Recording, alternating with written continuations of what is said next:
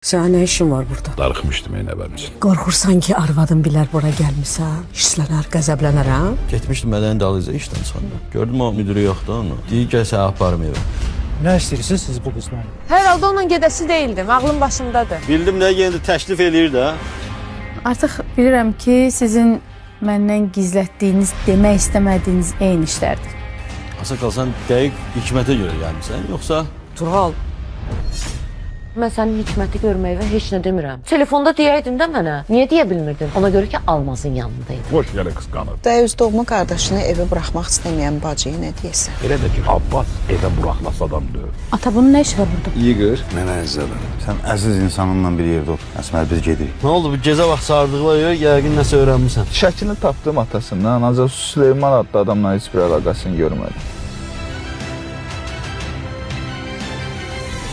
Xəyanət 27 mart saat 22-də Xəzərdə.